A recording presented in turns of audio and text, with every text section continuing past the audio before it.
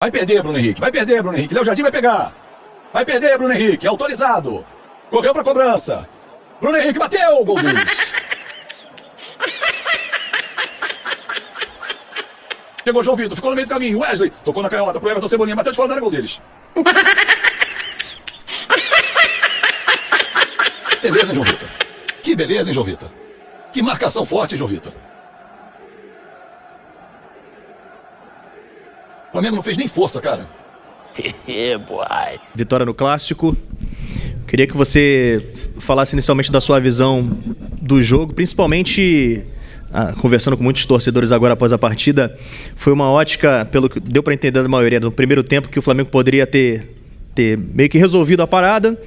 E dentro do equilíbrio do segundo tempo, o time soube segurar também o momento de pressão do adversário. Eu queria saber se você concorda com isso e explicasse a sua visão do jogo. Mais uma vez, parabéns pela vitória. Obrigado. Foi um grande jogo. Foi um jogo com uma vitória com nota artística, como diria o treinador que eu tive. Os jogadores estão com um nível de confiança altíssimo, estão muito bem. O time está muito bem.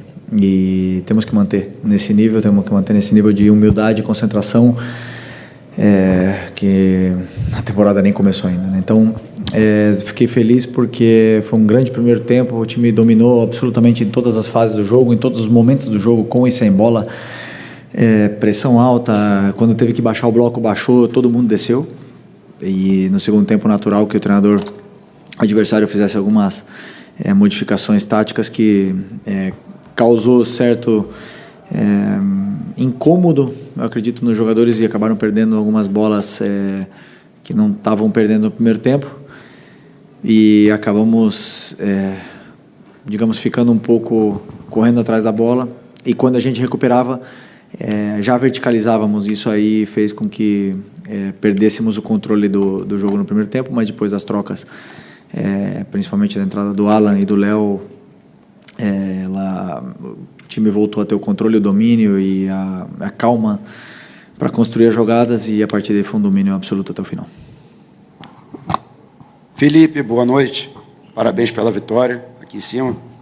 Ok, boa noite. E queria que você falasse a respeito justamente desse momento de um pouco de desequilíbrio no segundo tempo e até das ações propostas pelo técnico do outro lado, Fábio Carille, e das alternativas que você buscou para tentar mudar aquele quadro em que o Vasco chegou em determinado momento a pressionar o Flamengo, colocou uma bola no travessão, né, para manter a vantagem e até ampliá-la já nos minutos finais.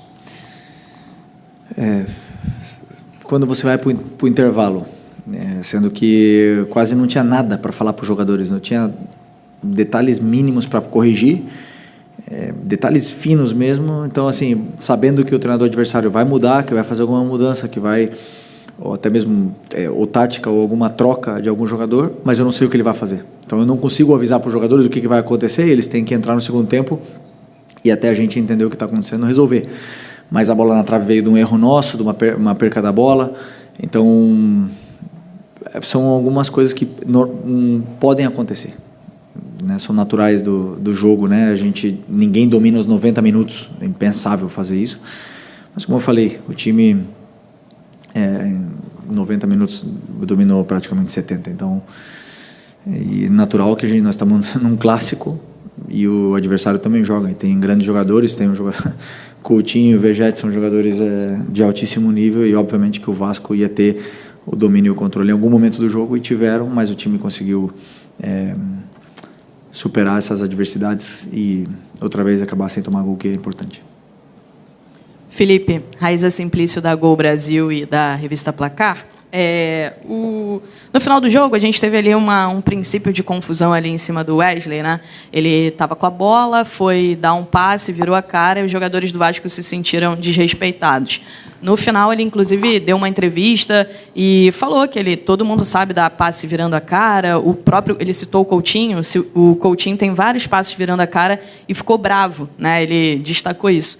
Eu queria saber qual é a tua opinião, por que tem acontecido isso, os times estão, de repente, jogando bonito, como você falou, com nota artística, e o adversário, às vezes, se infla, se sente desrespeitado pelo fato do adversário estar jogando bonito. Não, sim, não, mas o jogo foi limpo, absolutamente limpo. No minuto 95 aconteceu essa jogada que o próprio Wesley pediu desculpa. Ele sabe que ele está errado. Eu adoro jovens, moleques que gostam que sejam abusados, que sejam ousados, que vão para cima, mas que não desrespeitem. E isso é normal, eu também fiz muito isso. Já tive na pele dele, já fiz muito isso, e depois a gente aprende. Pode ver que não é o Danilo, não é o Léo Ortiz, não são esses jogadores que vão fazer, normalmente são jovens, e eles vão passar por isso e dar confusão porque são clássicos. É basicamente isso. Hoje foi um jogo totalmente limpo, respeitoso das duas equipes. Eu contra o Botafogo não posso dizer a mesma coisa, mas hoje não tenho nada para falar, senão respeito máximo pelos jogadores do Vasco. Vencemos na bola e o jogo foi todo na bola.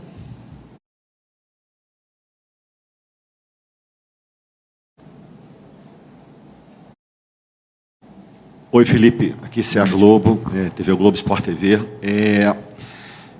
Você tem uma série de opções de jogadores que jogam pelo lado do campo, obviamente, cada um com a sua característica, e a gente percebe que, você até citou uma vez aqui numa coletiva, o que você escolher, né, você sabe que vai cumprir bem a função. Mas em relação ao Arrascaeta, quando você, por exemplo, ou ele não joga, ou retira ele, como foi hoje durante o jogo, eu estou percebendo que você está, de repente, buscando adaptar ali alguém. Parece que hoje foi o Plata que você fez ali a função, mesmo tendo entrado ali o Luiz Araújo. Você acha que a função do Arrascaeta não diria um problema, mas é uma função ali que você ainda não está bem, você não está bem guardado ali quando você tem que fazer situações e ele não está no jogo ou iniciando ou durante? Vou repetir o que eu falei na outra entrevista. O Arrascaeta, ele é único, um jogador único. Um jogador diferente, um jogador que escolheu estar aqui no seu auge. Nós vimos o melhor Arrascaeta durante muitos anos e agora acho que ele está no auge da carreira de um jogador que 29, 30 anos. Né? Que você se sente bem, você está bem fisicamente e o nível de entendimento de jogo ele é perfeito. Mas eu sempre penso e sempre monto um modelo em função do meu ataque, dos jogadores de ataque que eu tenho disponíveis. E se não tiver a Arrascaeta disponível, eu vou ter que montar uma outra estratégia, como eu venho fazendo quando o Arrascaeta não está no jogo. Então, sempre em função primeiro do atacante, do 9, e depois adaptando as peças ao redor disso. Né? Então, se o Arrascaeta não está, tem outros jogadores que podem fazer. Bom, Plata fez nos jogos mais importantes e foi muito bem. Gerson faz. Luiz Araújo faz. Matheus Gonçalves faz a 10. Estou esquecendo. Nico faz. Tem vários jogadores. O Arrascaeta é único, né? Mas eu posso adaptar vários jogadores para jogar nessa função. E até mesmo Michael já fez contra o Fortaleza e Bruno Henrique já fez. Então, eu tenho vários coringas dentro do elenco que eu posso ir mexendo e jogando com essas peças aí que nos dão muito para a equipe. Boa noite, Felipe. Bruno Castanho, Rubro News TV. Primeiro eu queria falar com você sobre essa questão do elenco. Você falou de um jogo que, por um momento, ali perdeu o controle e você faz as substituições, 3 primeiras, depois ainda o Cebolinha que faz um golaço, a importância desse elenco. E uma pergunta individual sobre o Wesley. Toda a coletiva aqui é perguntada pelo Wesley, elogia, e, de fato, o Wesley hoje é o melhor lateral do Brasil e vai ser convocado para a seleção com méritos. Melhorou muito defensivamente, teve muito... Né, hoje ele faz a jogadaça do gol, por exemplo, né, que ele vai para o corredor central, arrasta e faz o passe para o gol. Mas nessa última, sempre aquele último passe, aquela tomada de decisão, né, do Wesley, que é muito importante para o teu sistema e cria bastante. O que falta para ele ainda mais evoluir e começar a dar mais assistências como a de hoje, por exemplo? Obrigado. O Wesley, momento de forma esplêndido, né? Tá muito bem. E assim, fase defensiva muito boa, tem ajustes que fazer, tem ajustes que melhorar, ele mesmo pede para treinar esses ajustes que ele precisa fazer, ele evoluiu muito em alguns aspectos defensivos de defesa da área. Desculpa. E o terço final, todas as ações que ele fez bem. Muitas das vezes não acaba em gol, mas ele fez o cruzamento que eu peço para ele fazer. Na parte do campo que ele está, ele tem que cruzar a bola de uma forma, ele está fazendo. E muitas das vezes os jogadores de área não estão aproveitando, né? E essa frieza na área é uma coisa que eu nunca tive em 38 anos de carreira. 30 anos, quando eu tinha 38 anos eu ainda não tive. Eu tive 20 anos de carreira e nunca tive essa frieza na área. Era um jogador que perdia muitos gols e errava muito o último passe. Mas sempre acreditei, porque nunca me falaram que tipo de passe, ou como dar o passe, ou onde os atacantes iam estar em cada momento. E estamos falando isso para o Wesley e ele tem feito tudo. Então, tá um momento maravilhoso, e esse momento tá naquele flow, né? Que tudo dá certo e ele está desfrutando e se divertindo no jogo. E a gente vê que ele está se divertindo, ele está feliz, a confiança está lá em cima e temos que manter ele nesse momento. Felipe, boa noite. Só desculpa, sobre a questão do elenco ali, das substituições, né, dessa importância desse teu elenco, como o Cebolinha, que voltou hoje, fez um golaço. O elenco do Flamengo é incrível. Já falei muitas vezes, eu acredito firmemente que é o melhor elenco da América. É um elenco altamente qualificado, completo, e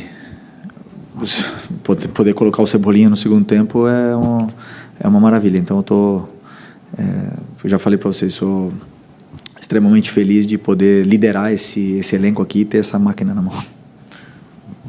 Pessoal, pedir para que cada um faça uma pergunta. A gente tem muitos pedidos, se cada um fizer 2, 3, tá? Vamos lá, Igor. Felipe. Pode falar.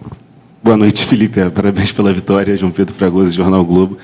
Na primeira resposta que você deu, você falou um pouco das mudanças táticas que o Carille fez e o Vasco conseguiu igualar a partida.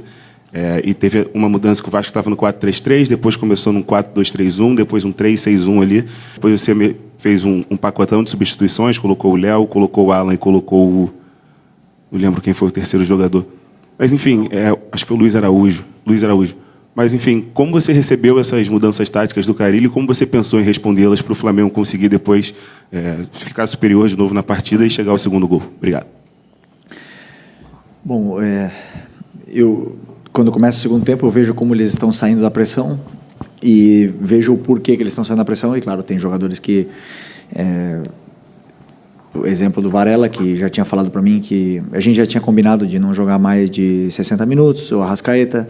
A gente tinha combinado, e esses jogadores, eu estou querendo dar, principalmente para o Arrascaeta, essa sequência de jogos para ele poder, porque o Arrasca é um tipo de jogador que ele ganha forma tendo mais minutos, e agora ele já está mais preparado para poder ter essa sequência. Então a gente combinou para tirar, né? Mas esses jogadores não estavam chegando no momento certo, na minha visão ali do banco, para pressionar junto com os outros companheiros que estavam indo. Então, estavam acabando saindo da pressão algumas vezes, nos empurraram para trás, e quando a gente recuperava a bola, a gente não estava conseguindo mantê-la, porque estava tentando acelerar o jogo muito rápido, né? Então, começou a virar um pouco o jogo de ida e volta, isso cansou os jogadores que estavam mais cansados e assim, foi rápido a leitura, mas obviamente que já estava tudo pensado, porque esses jogadores que iam entrar... nos dão muito controle, muito volume de jogo, e já com isso já controlamos de novo e já começamos a ter a bola, as chances de gol e o domínio do jogo, né, novamente. Então foi natural. Felipe, boa noite. Igor Siqueira do UOL. Você termina essa Taça Guanabara e também a Supercopa sem perder clássicos, mas ao mesmo tempo você diz que a temporada não começou ainda. Quanto esse desempenho nesses clássicos você está levando para frente para determinar se nesse momento do ano, 16 de fevereiro agora, você tem ou não ter um time titular ou uma tática titular necessariamente, diante da rotatividade que você está propondo ao time? Me explica um pouquinho melhor a tua pergunta, desculpa. O peso dos clássicos, ele influencia para você ter ou não ter nesse momento um time titular? Como é que você está vendo a construção do time titular diante do resultado que você teve nos clássicos? O time titular, ele... é feito durante a semana, dependendo do que os jogadores falam para mim, no campo. Então eu vejo o que está acontecendo no campo, eu vejo como estão fluindo as coisas, como eles estão se relacionando, a química entre eles, e aí o time titular é decidido aí. Eu não posso nunca decidir um time titular para um jogo daqui a 2 semanas. Eles têm que ganhar a vaga deles todos os dias, todos os treinos, e me deixar com dor de cabeça como os zagueiros estão fazendo agora. Então, esse é o primeiro. E só me lembra a tua pergunta de novo, que eu esqueci. Dos clássicos. Desculpa. Me desculpa. Os clássicos, eles têm, além de ser uma forma de preparar fisicamente os jogadores que estão agora começando, ele tem um peso emocional muito grande, né? Então, os jogadores eles estão indo ao seu limite, mas não só o nosso, do Vasco foram ao limite, dos do Botafogo foram ao seu limite, os do Fluminense foram ao seu limite, porque tem esse componente emocional, né, que faz o jogador ir além do que pode. 3 clássicos seguidos é muito, né, mas é importante para que eles possam ter essa vivência com o jogo, possam, como eu falo, chegar no Brasileiro da melhor forma. Eles já estão, para mim, na melhor forma. Esses jogadores já estão aptos para disputar, né? E para mim o principal é conseguir dosar e dar as gotas para cada um aí, para que eles possam chegar no começo do Brasileiro da melhor forma física possível, para poder conseguir desempenhar toda a temporada. Okay. Boa noite, Felipe, aqui Gilmar Machado, Rádio Opinião Play. Essa é a sua primeira temporada que você programa, né, a pré-temporada do Flamengo. Muito se reclama sobre calendário e, de alguma maneira, o início de temporada de uma equipe é o campeonato estadual. Queria saber como é que você está programando, porque, até onde eu entendo, ano passado, o Flamengo também iniciou com uma intensidade muito grande no Carioca e depois, no momento crucial, perdeu muitos jogadores. Como é que você está pensando, como é que você programou essa pré-temporada para equilibrar o calendário do Flamengo? Como planejamos a pré-temporada com 2 semanas de adaptação, com a 3ª semana preparando uma final, ou seja, tivemos que interromper um pouco a pré-temporada, entre aspas, para jogar um jogo decisivo. E depois, conforme eu falei para vocês, estou dando minutos para todos os jogadores, tentando dar minutos para todos os jogadores e não sobrecarregando ninguém, né?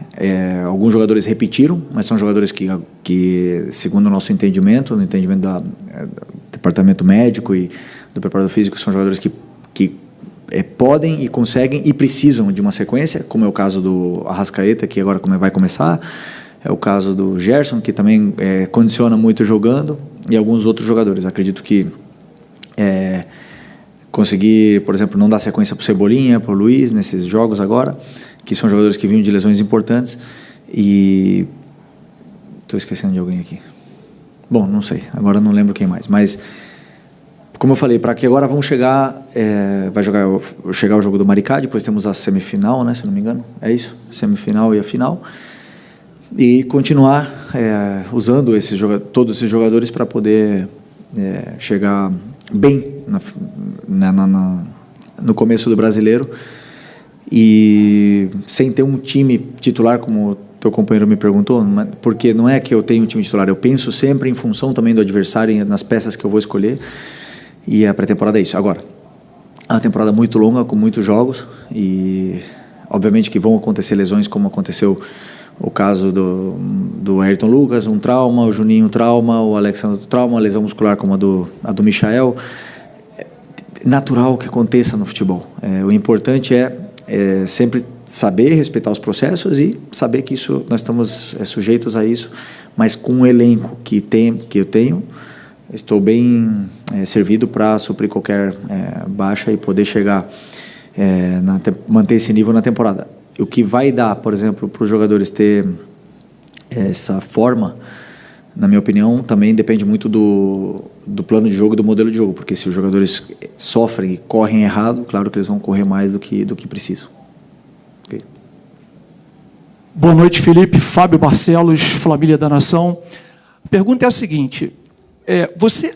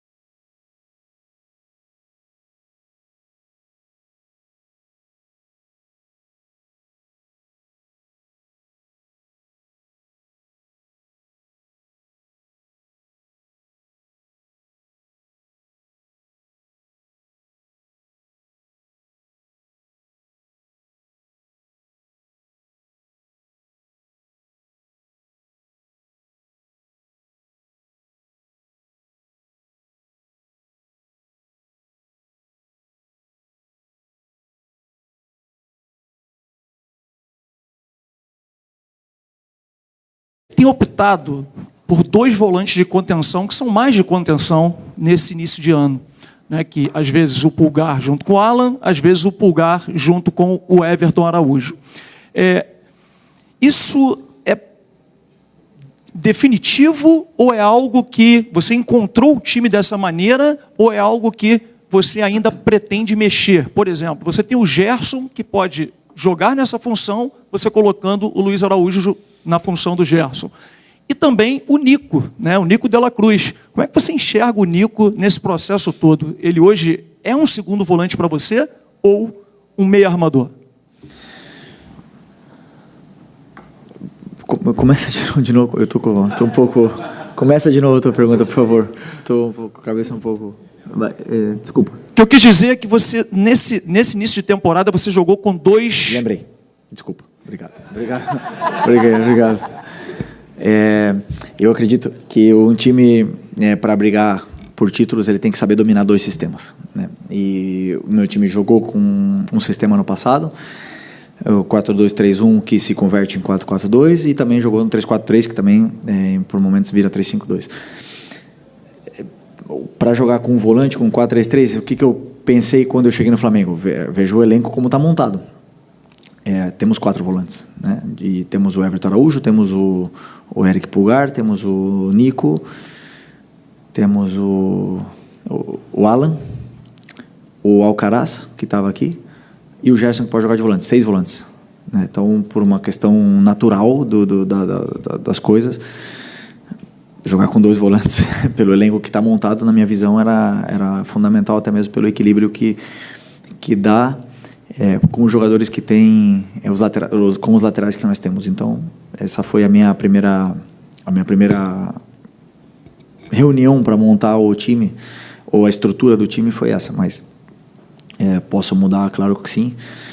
Em algum determinado momento posso usar 4-3-3, posso usar 3-4-3 também. Então, pela versatilidade desses jogadores, né?